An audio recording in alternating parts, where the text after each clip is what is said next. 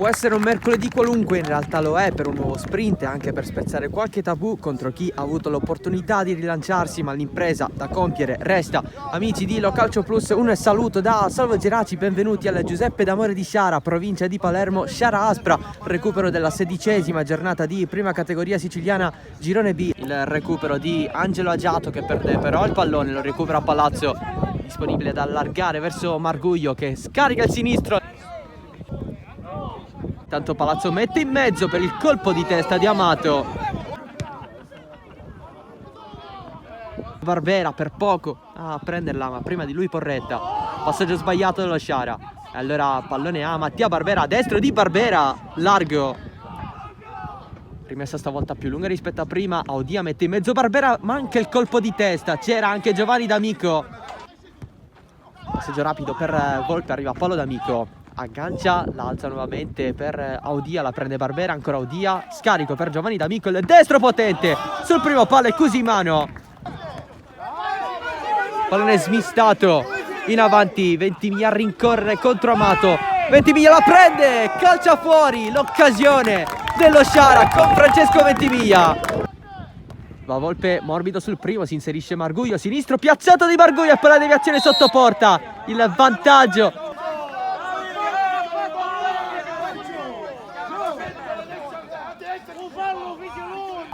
Invece batte i seni, pallone dentro che scorre, poi il tocco fuori e l'opportunità per Polizzi. Volpe appoggia con Paolo D'Amico, pallone profondo, arriva il destro che finisce fuori con Giovanni D'Amico. Attenzione a Patti, nuovo pallone recuperato, Ventimiglia, destro di Ventimiglia, Cascione in due tempi.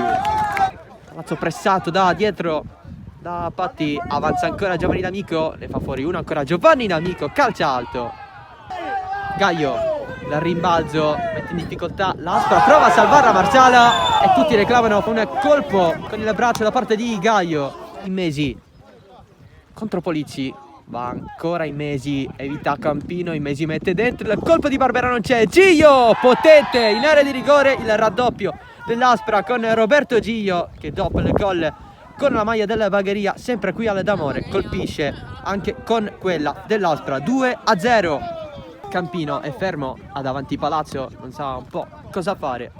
Alla fine va da Stanfa che perde il possesso, c'è Lococo che gira, Lococo subisce anche un colpo, l'equilibrio l'aveva perso, ma non del tutto, ancora Gio, avanza l'Aspra, può tirare Gio da fuori, palo, rete! Super gol dalla distanza di Gio, 3-0 dell'Aspra al 77esimo, lasciato un po' di spazio all'ex Bagheria, tris e doppietta per Gio.